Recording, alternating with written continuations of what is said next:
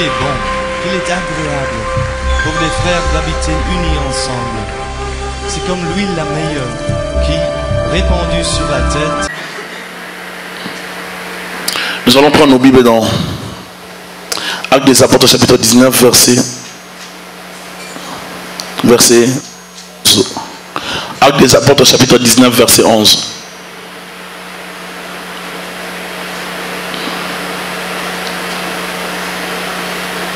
Jusqu'au verset 20. Actes 19, 11 à 20. Et Dieu faisait des miracles extraordinaires par les mains de Paul, au point qu'on appliquait sur les malades des linges ou des mouchoirs qui avaient touché son corps, et les maladies les quittaient, et les esprits malins sortaient. Quelques exorcistes juifs ambulants essayèrent d'invoquer sur ceux qui avaient des esprits malins le nom du Seigneur Jésus, en disant: je vous conjure par Jésus que Paul prêche. Ceux qui faisaient cela étaient 7 fils de Séva, juifs, l'un des principaux sacrificateurs. L'esprit malin leur répondit: je connais Jésus et je sais qui est Paul. Mais vous qui êtes vous? Amen. Mais vous qui êtes vous? Et l'homme dans lequel était l'esprit malin s'élança sur eux, se rendit maître de 2 d'entre eux et les maltraita de telle sorte qu'ils s'enfuirent de cette maison nus et blessés. Cela fut connu de tous les Juifs et de tous les Grecs qui demeuraient à Éphèse. Et la crainte s'empara d'eux tous. Les noms du Seigneur Jésus étaient glorifiés. Plusieurs de ceux qui avaient cru venaient confesser et déclarer ce qu'ils avaient fait. Et un certain nombre de ceux qui avaient exercé les arts magiques, ayant apporté leurs livres, les brûlèrent devant tout le monde, en en estimant la valeur à 50 000 pièces d'argent. C'est ainsi que la parole du Seigneur croissait en puissance et en force. Amen. Alléluia. Nous sommes en train de parler de la consécration. J'ai parlé de la consécration depuis un temps. C'est sûr que lorsqu'on suit ces textes, on voit plus l'aspect de la puissance, la démonstration de la puissance. Mais comment est-ce qu'on peut parler de la consécration dans ces textes? Nous avons ici le fils d'un sacrificateur, un homme de Dieu. C'est sûr que ces fils ont vu leur père exercer les ministères, servir Dieu. Ils ont aussi appris ce que Paul et les autres faisaient. Ils se sont dit: nous devons imiter ce que Paul faisait. La Bible dit: et Dieu faisait des miracles extraordinaires par les mains de Paul. Paul était utilisé puissamment par le Seigneur.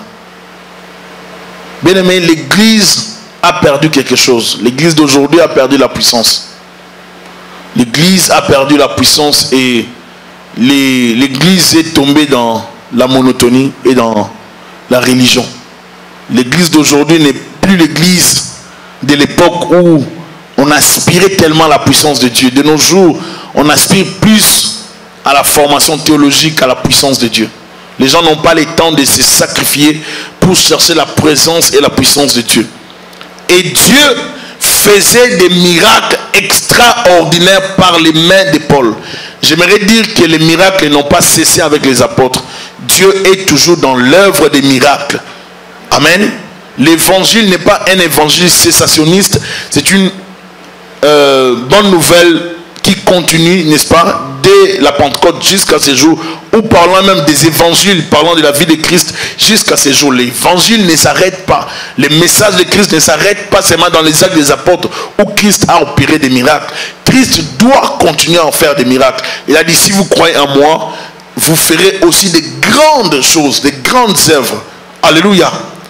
Et au point qu'on appliquait sur les malades des linges ou des mouchoirs qui avaient touché son corps. C'est-à-dire, les gens pouvaient amener des linges et frotter sur le corps de Paul, amener ces linges sur les malades. Qui leur avait demandé de faire ça? Personne. Mais ils avaient la foi au Dieu de Paul. Ils se disaient: si Dieu fait tellement avec ce Paul, nous croyons que Dieu peut faire au-delà. Comme nous avons appris sûrement l'histoire de cet homme romain qui vint devant Jésus ou qui envoya ses serviteurs pour parler à Jésus-Christ. Et Jésus n'était même pas déplacé. Jésus envoyait seulement sa parole et les malades étaient guéris à la maison. Jairus. Alors, et ils ont appliqué maintenant. Remarquez, la femme à la perte de sang avait touché les pans de sa robe et elle fut guérie. Mais ici, ces gens ne sont pas venus toucher seulement. Ils ont amené des mouchoirs, ils appliquent, dès que ça touche Paul, ils ramènent ça vers des malades. Et le Seigneur a accompagné ces mouchoirs par la puissance. Ce n'est pas le mouchoir plutôt, ce n'est pas les linges qui détenaient la puissance, mais c'était la foi dans le Dieu de Paul. Les faits qu'ils avaient cru au Dieu de Paul faisait en sorte que la puissance de Dieu se transmette. Est-ce que vous me suivez? Dans ces mouchoirs. Et ces mouchoirs étaient devenus un canal par lequel Dieu véhiculait sa puissance. Mais pourquoi de nos jours nous ne vivons pas ces choses? Est-ce que Dieu a cessé d'agir? Est-ce que Dieu n'est plus le même Dieu? Où se trouve le problème? Pourquoi l'Église n'est pas capable de démontrer la puissance de Dieu? Pourquoi les chrétiens d'aujourd'hui sont très anémiques, sont trop faibles? Pourquoi de nos jours, lorsqu'on voit un homme faire des miracles, on qualifie directement de démons et de sorciers? Pourquoi le diable est plus puissant de nos jours dans le langage des chrétiens que Jésus-Christ? Au lieu de dire que Christ est tout puissant, nous le disons dans la théorie, dans la pratique, le diable nous dépasse. Dans la plupart de nos églises, si un sataniste de haut niveau descendait, débarquait pour défier l'église ou les pasteurs, l'église serait en débandade. Les gens vont se disperser. Pourquoi? Parce que l'église n'a plus la puissance. Les chrétiens ne prient pas. Les chrétiens se préoccupent plus de la vie, le matériel, la réussite matérielle, les biens de ce monde. Et ces choses, le matérialisme, le perfectionnisme, toutes ces choses, les gens veulent la perfection, ils veulent le matériel, ils veulent réussir à tout prix dans la vie. Ils font tout ce qu'ils peuvent pour atteindre un objectif matériel, financier, réussir dans la vie, se réjouir. Et après, la vie d'un homme vaut plus que l'or, vaut plus que l'argent. Avoir la vie, ma soeur, mon frère, c'est plus que la richesse matérielle que tu peux avoir. Être en vie, de nos jours, aujourd'hui, je dirais même, aujourd'hui, nous sommes en vie. Nous ne pouvons plus parler des riches comme Michael Jackson. On ne peut plus parler des riches comme fait président Mobutu. On ne peut plus parler de François Mitterrand. On ne peut plus parler de plusieurs personnes. Si on doit parler de l'ancien président Jacques Chirac, il est malade. Il a peut-être beaucoup d'argent, mais il n'a plus la même santé. Être malade, avoir beaucoup d'argent, ça ne va pas te profiter, n'est-ce pas? Tu ne pourrais même pas t'en servir. Avoir de l'argent et mourir, laisser des milliards dans les comptes, ça ne va pas te servir, mais ça servira aux autres. Et ceux-là qui viendront après pourront même abuser de cet argent, n'est-ce pas? Alléluia. Mais pourquoi cet intérêt parmi les chrétiens? Pourquoi les chrétiens ont cessé de prier? Si nous lisons la vie de l'église primitive, cette église était tous les jours dans la prière. La Bible dit qu'ils étaient tous les jours assidus au temple, dans les enseignements des apôtres, dans la prière, dans la recherche de Dieu. C'était une église de prière, ce n'était pas une église de religieux, c'était une église des hommes et des femmes consacrés aux choses de Dieu, des gens qui aimaient Dieu. De nos jours, pour prier, les gens préfèrent les jeûnes de 6h à midi, ou dans certaines églises on jeûne de 6h du matin à midi. Et à midi, lorsqu'on arrive à midi, on se précipite pour manger. Les gens n'ont plus la force de gêner longuement, de chercher la force de Dieu, de se sacrifier. Plusieurs personnes veulent les solutions, mais sans les sacrifices. Tout ça parce qu'on a peu de consacrés. On a peu de gens consacrés. C'est-à-dire peu de gens portent à cœur la chose de Dieu, portent à cœur la conscience de chercher Dieu. Peu de gens.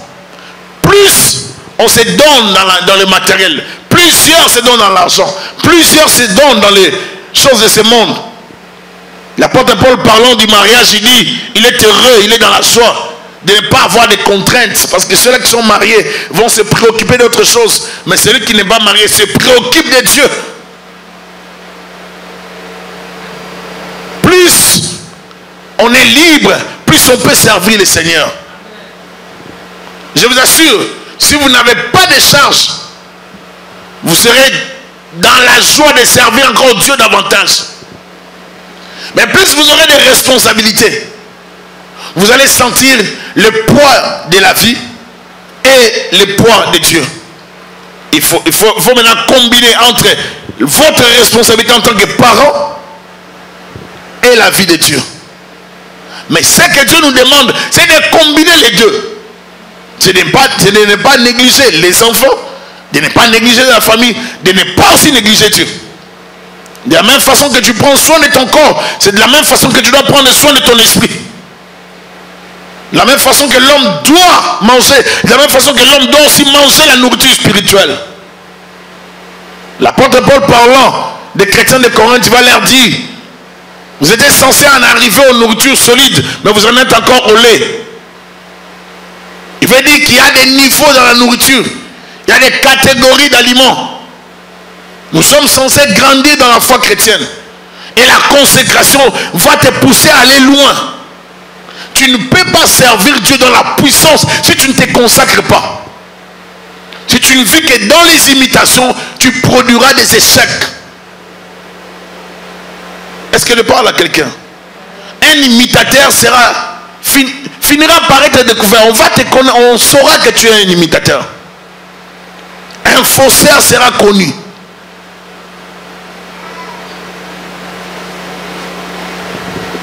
Dieu n'accepte pas la contrefaçon. Si nous voulons servir Dieu, nous devons être authentiques. Amen. Moi, je dois me consacrer. La consécration est un engagement sacré que nous prenons envers Dieu. Un engagement sacré nous prenons envers Dieu et des fois devant les hommes aussi. C'est aussi un engagement à respecter, un mode de vie différent des autres ou différent de ceux que la plupart des gens partagent comme valeur ou comme conviction.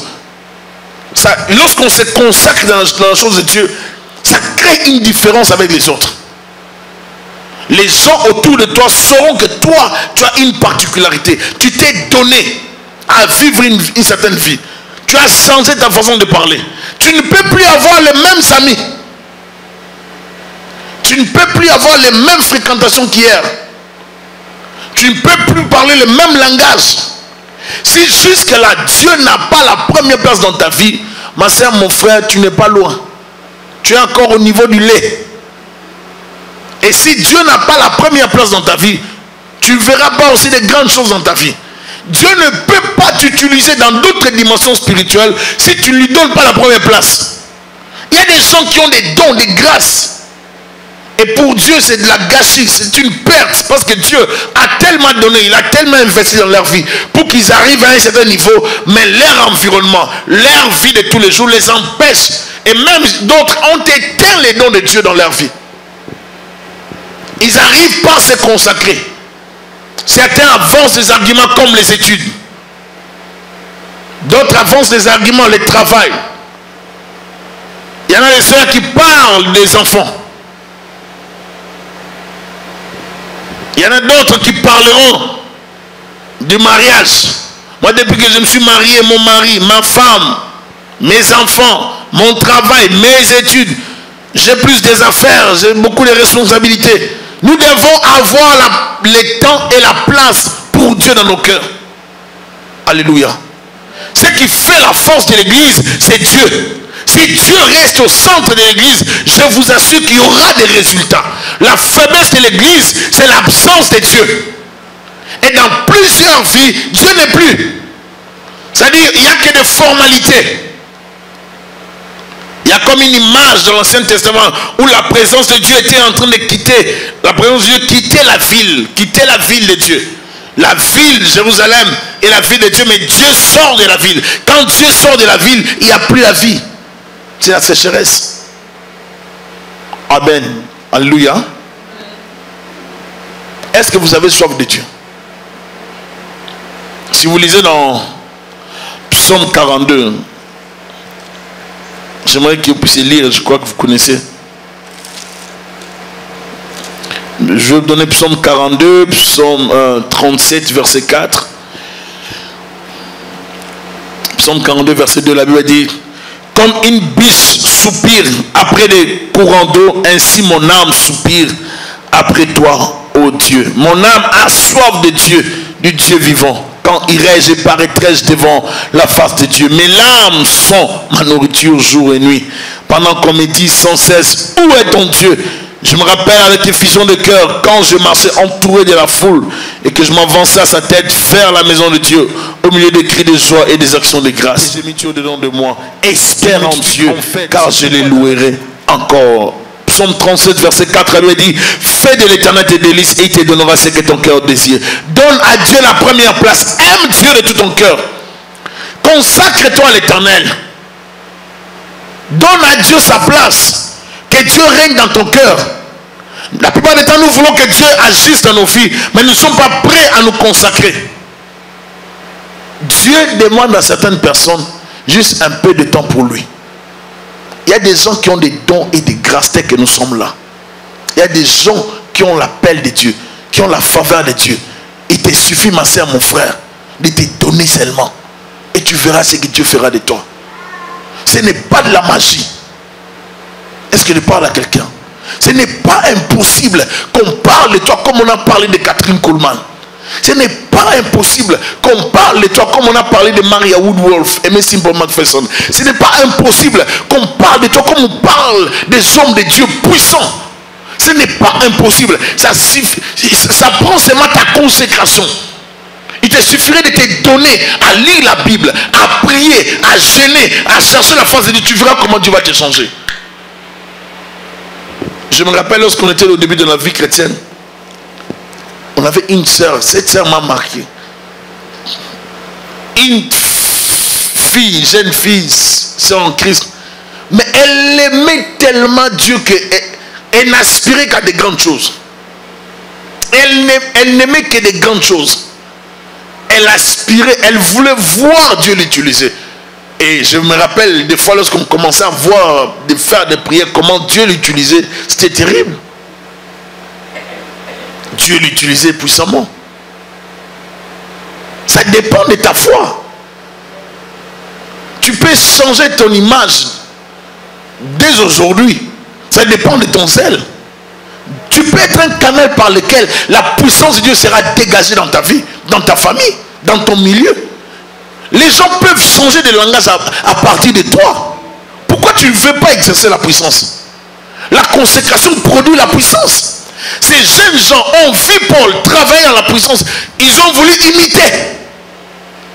Mais ils ne connaissent pas les prix que Paul a payé. Le prix de la consécration. Dans ces prix, il y a la vie de prière. Dans ces prix, il y a la vie des chaînes. Dans ces prix, il y a la crainte de l'Éternel. Il se prive de beaucoup de choses pour Dieu. Tu ne peux pas tout avoir si tu n'apprends pas à te sacrifier. Je traite durement mon corps. Je le tiens assujetti. Je domine sur mes sentiments. Je domine sur ma peur. Je domine sur ma chair. Tant que tu seras vivant, Dieu ne va pas t'utiliser. Tu dois mourir. Tu dois mourir quant à la chair. Va méditer Romains chapitre 8. Romains plutôt chapitre 6. Romains chapitre 7. Tu peux aller Romains 6, 7 et 8. Tu dois mourir.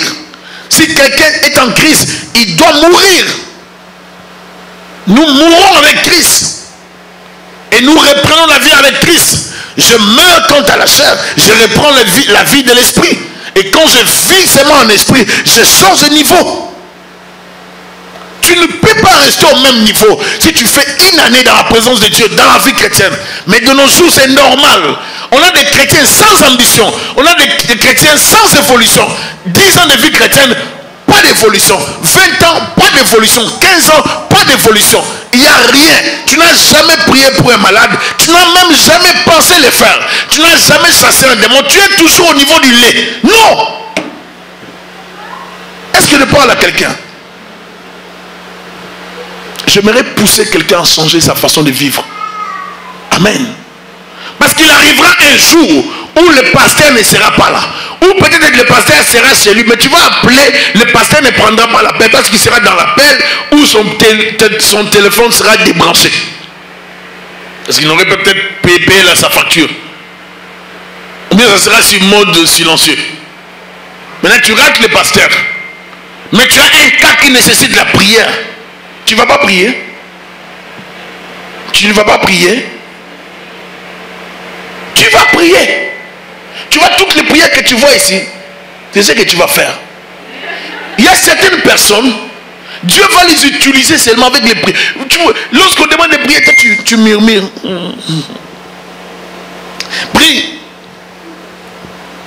Tu murmures. Mais un jour tu parleras. Tu parleras, ma soeur, mon frère. Dieu te mettra face à un sujet pour que tu parles. Tu seras face à ces problèmes. Tu seras obligé de parler. Si tu ne parles pas, la mort va frapper. Face à certaines situations, ça va prendre qu'on exerce l'autorité que nous avons développée dans la présence de Dieu.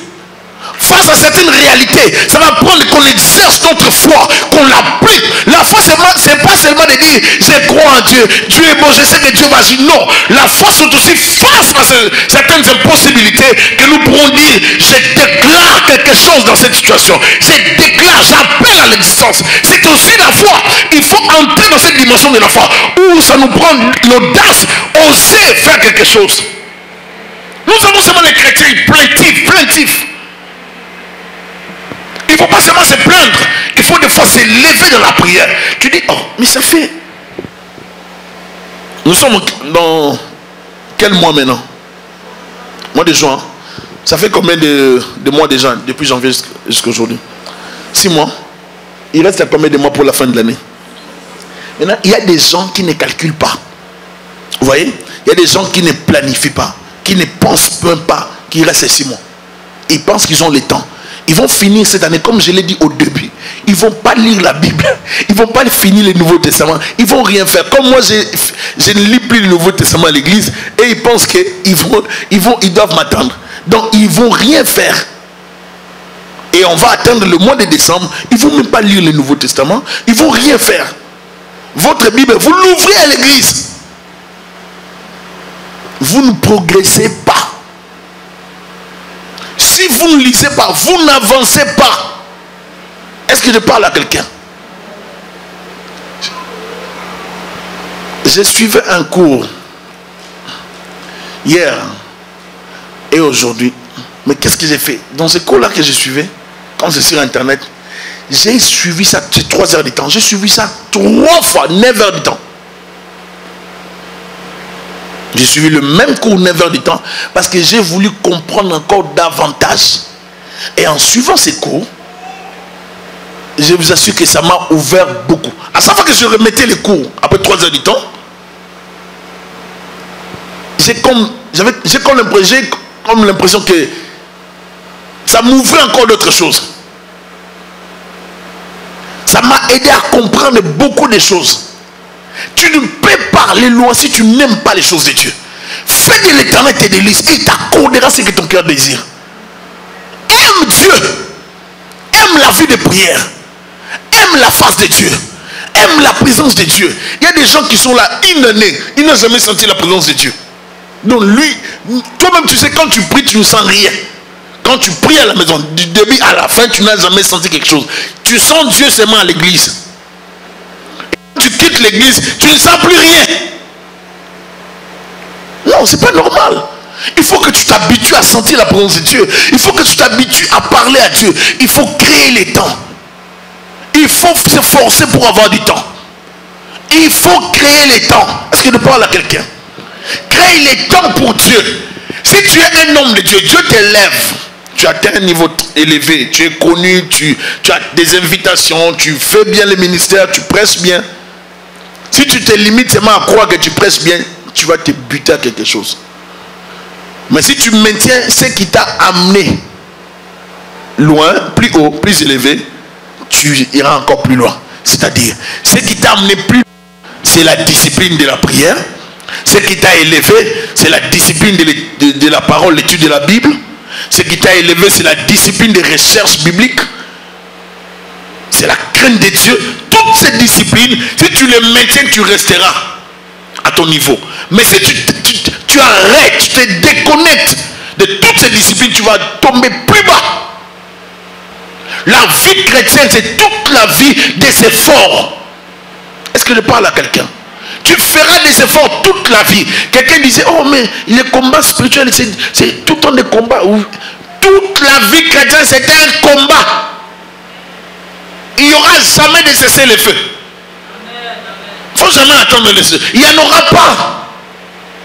Il n'y en aura pas. Le diable ne va pas te lâcher. C'est pour ça que des fois, moi, je ne m'occupe pas de Satan. Des fois, ce sont des temps de qualité de Dieu. Où tu n'as pas un jour où tu adores Dieu. Toi, tu n'adores même pas Dieu.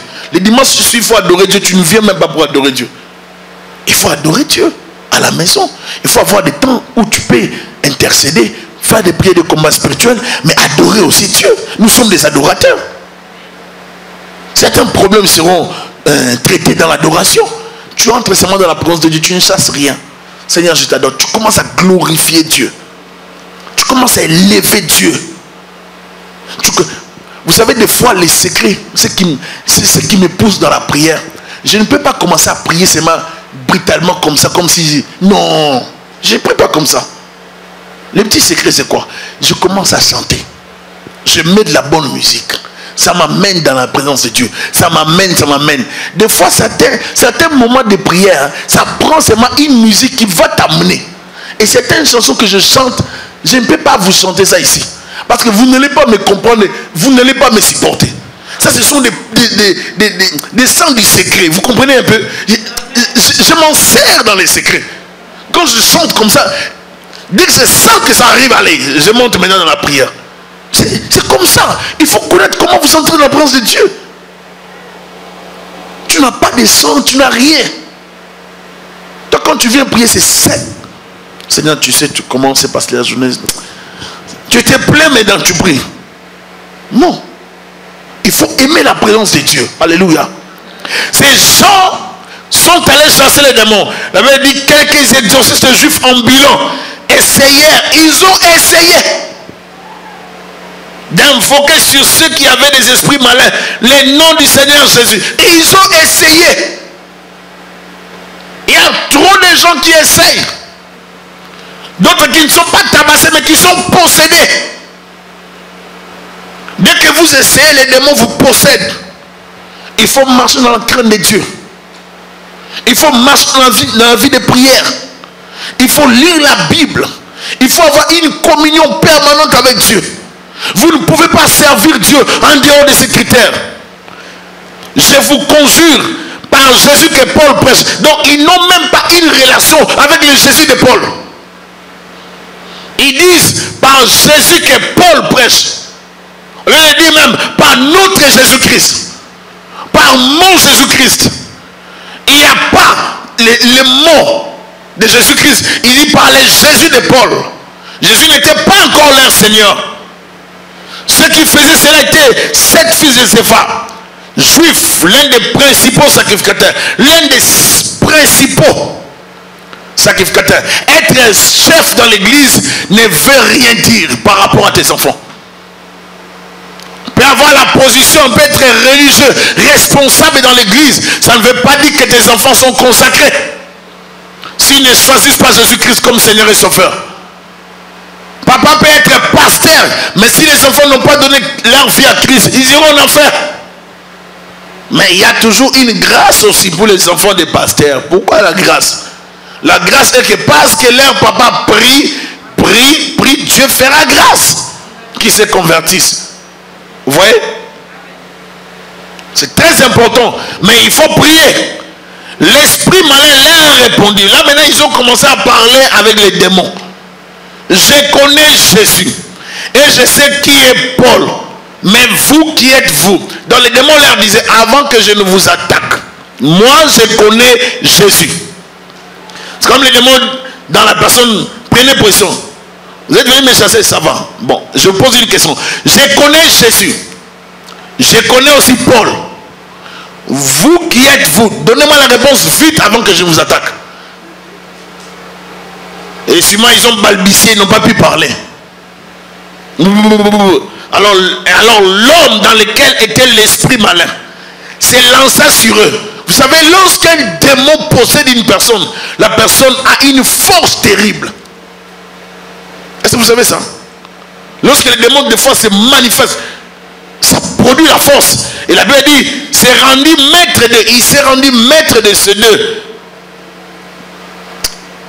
jeunes gens et les maltraita de telle sorte qu'ils s'enfuirent de cette maison nus et blessés. C'était la correction d'un démon.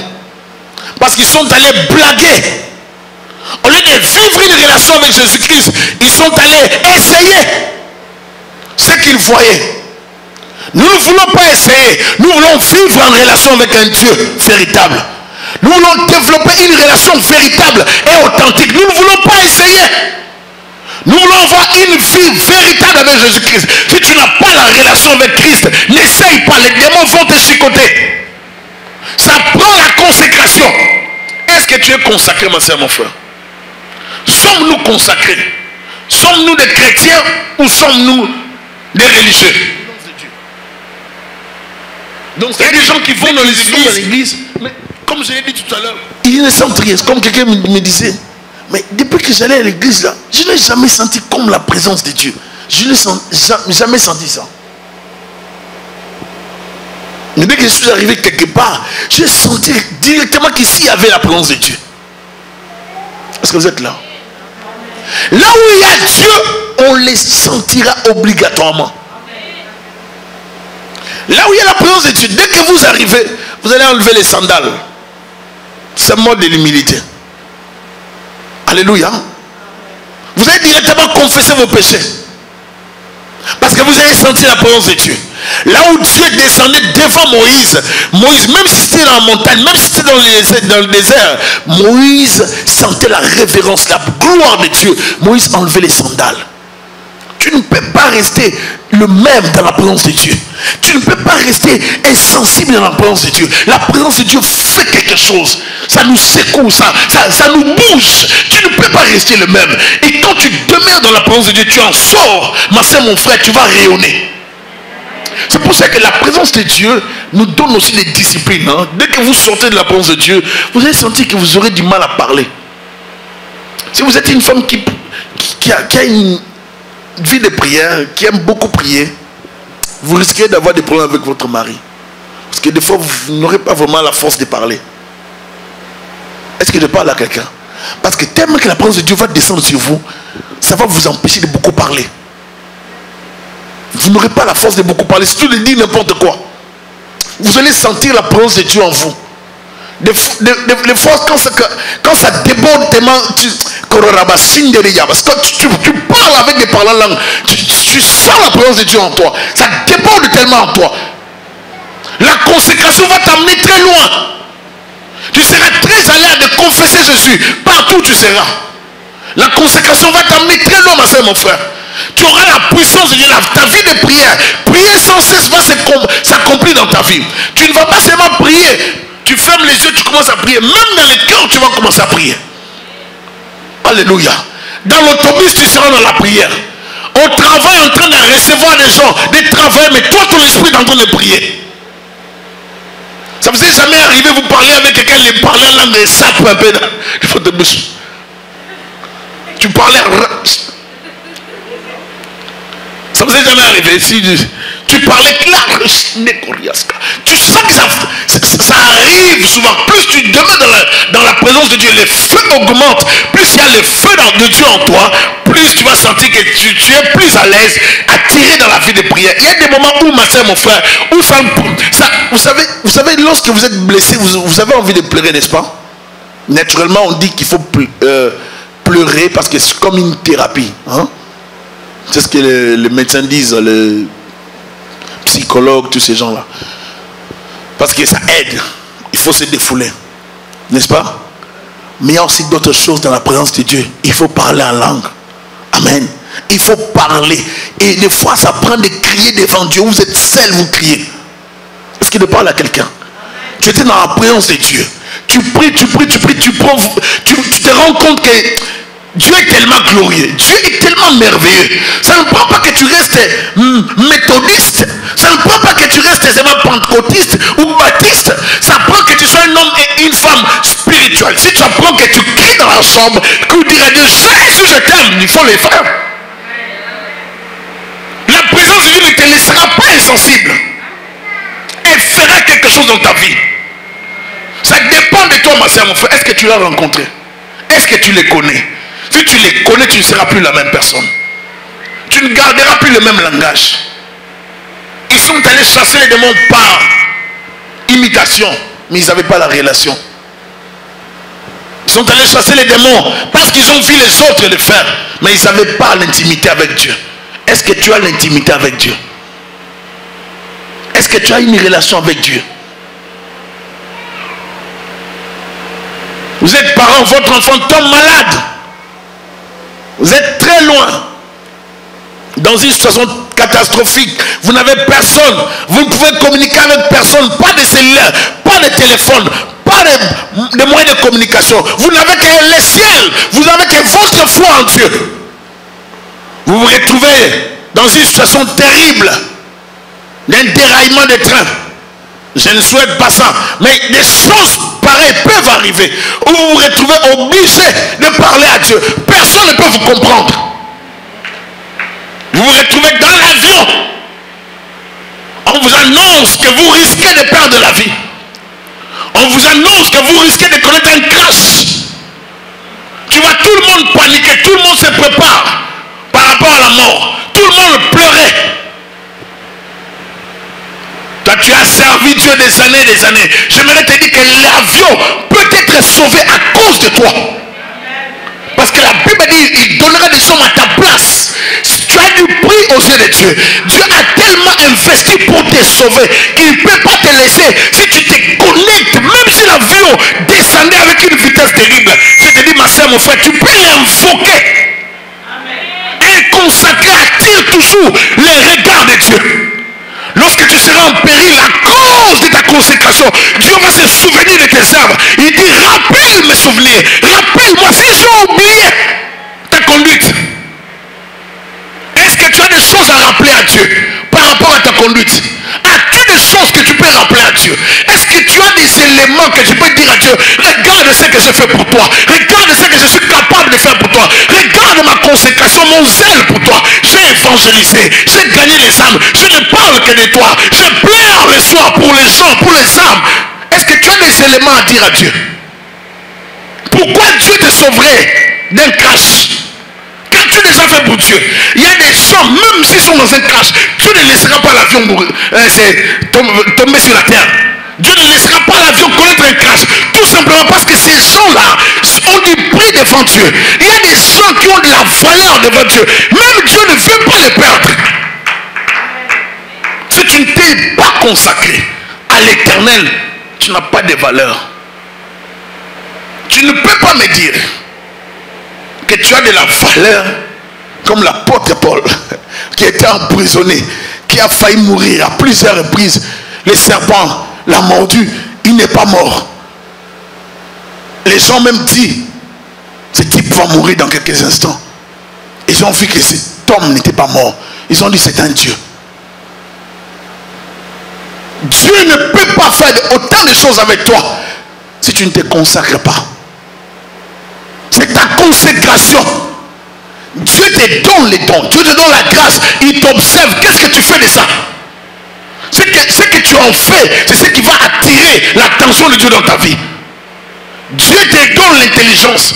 Mais il voit ton intelligence. Tu ne l'utilises pas seulement dans ton travail, mais tu l'amènes dans l'église. Et l'église atteint un niveau à cause de toi. Qu'est-ce que Dieu va faire?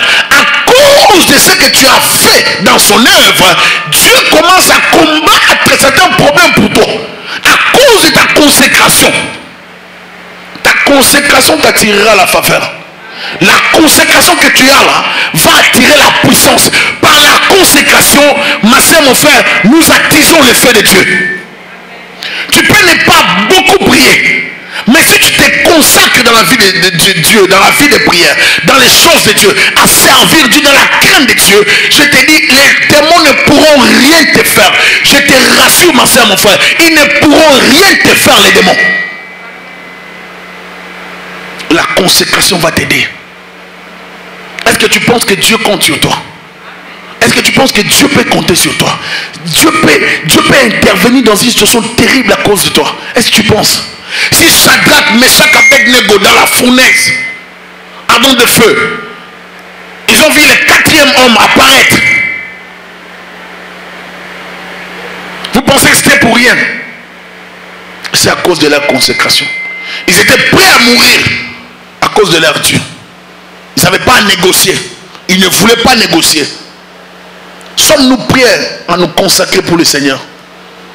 Sommes-nous prêts à souffrir pour Jésus-Christ? Sommes-nous prêts à parler de Dieu autour de nous? Sommes-nous prêts à prêcher l'évangile de Jésus-Christ? Sommes-nous prêts à dire aux gens la vérité en face? Sommes-nous prêts à parler de Christ sans se gêner? Où tu parles? Je vais à l'église. Non, je ne savais pas que je étais en Christ. Et puis, ça te dérange? Où vas-tu? Mais je vais à l'église. Mais je suis chrétien. Je pars chercher mon fils à la garderie, je trouve une femme musulmane qui prie. Nous jouons le chrétien qui prie dans la garderie. Elle s'enferme dans une pièce pour prier. Pour elle, c'est son temps de prière. Le temps de prière. Mais pour nous les chrétiens, tu ne peux même pas oser le faire dans l'entreprise où tu travailles. Tu ne peux même pas demander. Tellement qu'on est gêné. Mais le musulman n'a pas honte de dire qu'il sert Allah. Les musulmans ne se gênent pas. N'aie pas honte de ton Dieu. N'aie plus honte de ton Dieu. Parle de Dieu sans te gêner. Parle de Dieu. En les servant, il combattra pour toi. En les servant, il préparera des choses pour toi. Il frayera un chemin nouveau pour toi. En les servant, Dieu fera des choses pour toi. Il agira au-delà de ce que tu penses, au-delà de ce que tu demandes. Sers Dieu partout où tu es. Donne-toi. N'aie pas honte. Évangélise. Dis aux gens qu'ils ont besoin de Christ. Parle de Jésus-Christ sans te gêner. Le Dieu que nous prêchons, c'est un Dieu capable. Il est tout puissant. Ils ont été tabassés. Ils ont perdu leurs habits. C'était une correction qu'on leur a donnée. Parce qu'ils ont voulu essayer. Ils ont voulu tester. Mais ils ne savaient pas la relation. Nous ne voulons pas des testeurs, des gens qui viennent pour essayer. Nous voulons des gens qui ont une relation avec le roi des rois, le maître des temps, les circonstances. Dieu a besoin de ce peuple qu'il adore en esprit et en vérité. Des hommes et des femmes consacrés. Est-ce que tu es consacré, ma soeur, mon frère? Est-ce que tu es consacré? Sommes-nous des consacrés?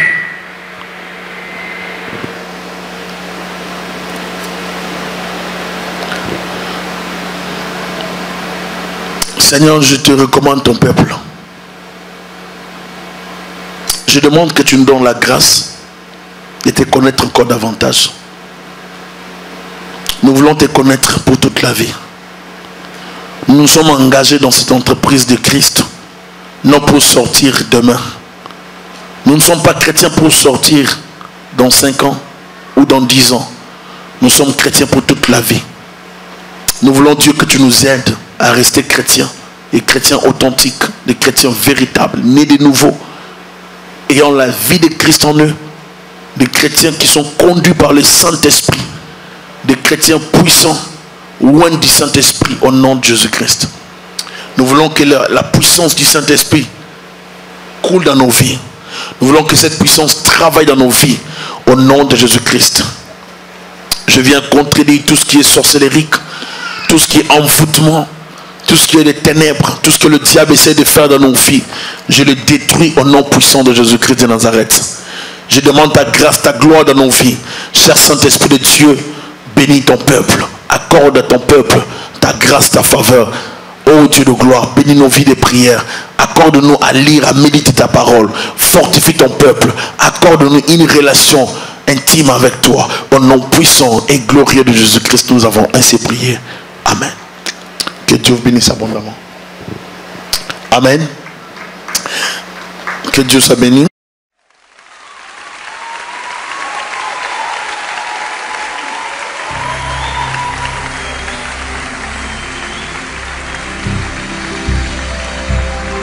Voici qu'il est bon, qu'il est agréable pour des frères d'habiter unis ensemble.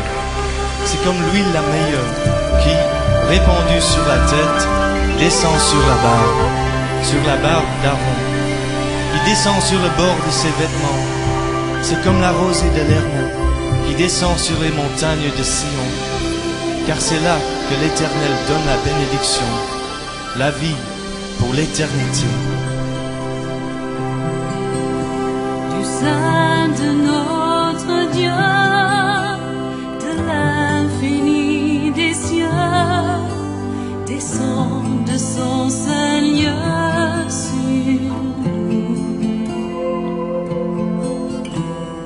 nous.